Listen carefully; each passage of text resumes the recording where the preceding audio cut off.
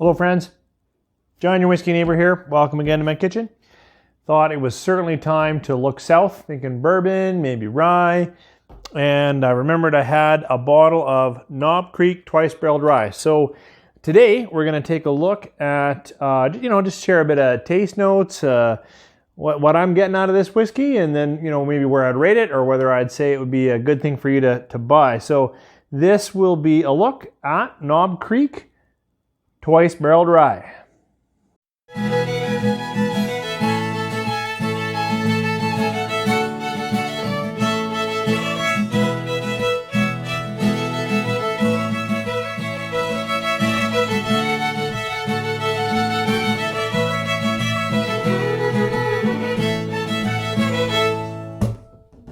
All right, thanks for staying with me through the opener there.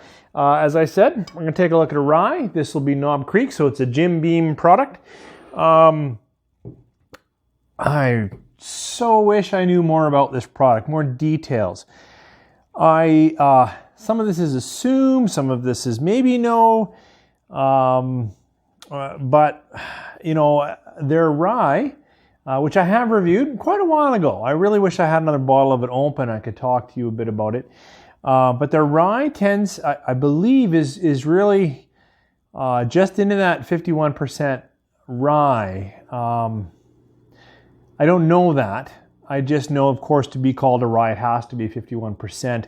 And in my taste experience and what I looked up before, I feel that their rye is just barely into rye. So it is, has to be at least 51%, but I really don't think it's a very high rye mash bill. The rest probably in corn, maybe a little bit of malted barley, help open it up. But as this is not their regular, this is their twice barreled, it is still put out at 50%, which I believe their rye was. But it would be aged, I feel, just like their regular rye would have been, right, in that new American oak. And then it would have been after reaching age, significant age, it would have been cast back in probably for a few months, really in that fresh, untouched, toasted American oak. At least that's what a number of other distillers are doing when they twice barrel. I think it's quite a nice looking product, nice label. It's got a little extra kind of, it's supposed to be a copper stamp on there. 7th generation master distiller Fred No, released at 50%. I just wish that I knew more about this, and usually I do, so I apologize for long-term viewers, but all I know is that, to be called a rye, it's going to be that 51% or more rye, and twice barreled, it's put back into charred new oak.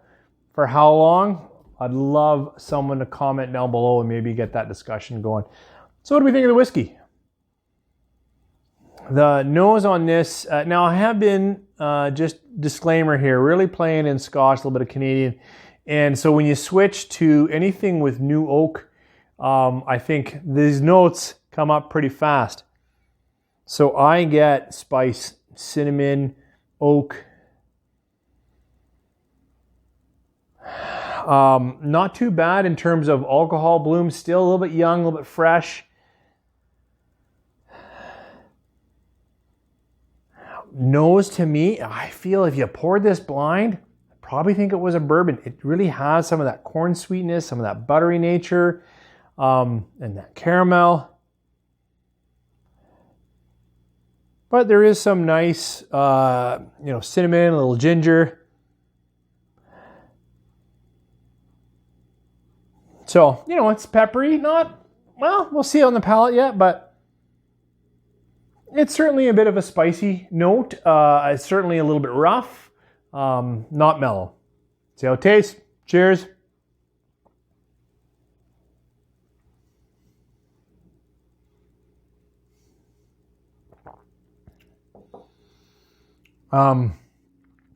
This can't be terribly old. It has a bit of that peppery, spicy, both in a wood spice and in a cinnamon spice, an edge, a bark spice.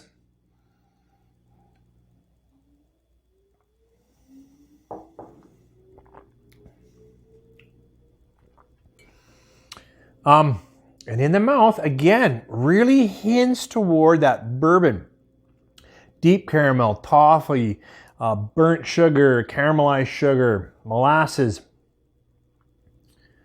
But the way it plays in the mouth, it's pretty clean. Dries more on the finish. Little bit of that herbal grassy note finally coming through. The way it cleans out, the way it finishes dry.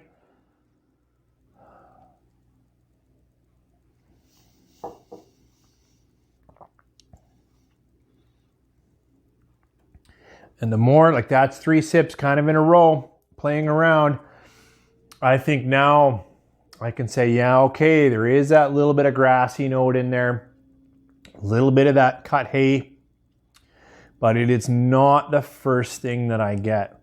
To me, I think if you poured this for me blind, I might think, boy, what bourbon is that? So whatever the actual mash bill is, it's got to have a significant amount of corn in it. Certainly the oak is present.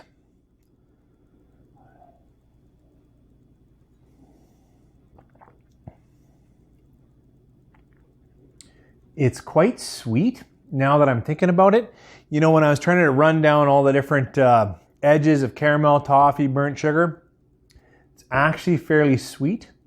I think in the way it plays in your mouth, that crispness, the drying, and the finish, you know, where it really does fade back into that, you know, char, clean note is when you're really going to notice that you're drinking a rye. I don't mind this. I think when it came out, maybe it came out too expensive or too high priced. I don't know. I remember reading about it, you know, reading some reviews, and I thought it got, you know, kind of low reviews. I find it quite tasty, and the peppery nature that I really like in rye can come up too. Even now where we're talking, my tongue just kind of went, there's some pepper in there. So like not just cinnamon spice, but actually that rye, peppery, perky nature, spicy nature is here. I'm just not sure it's coming up fast enough for anyone who's really a big rye drinker. So it sits in that edge between rye and bourbon, and certainly,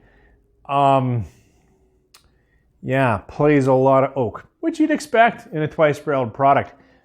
My taste buds right now, maybe because I've spent a lot of time in Scotch and I'm enjoying the little bits of bourbon that I have, and I know this is not a bourbon, it's a rye, but I like this. This is just under 4 stars. I didn't want to say 4 stars. I was going to say 3.5. I think it's just a little better than the 3.5 that I've been giving out there. So I think I'm pushing against at least some of the earlier reviews that would put it lower in saying that actually I find this tasty. And so, yeah, it's a little sweet. Yeah, it's a little bourbon-esque.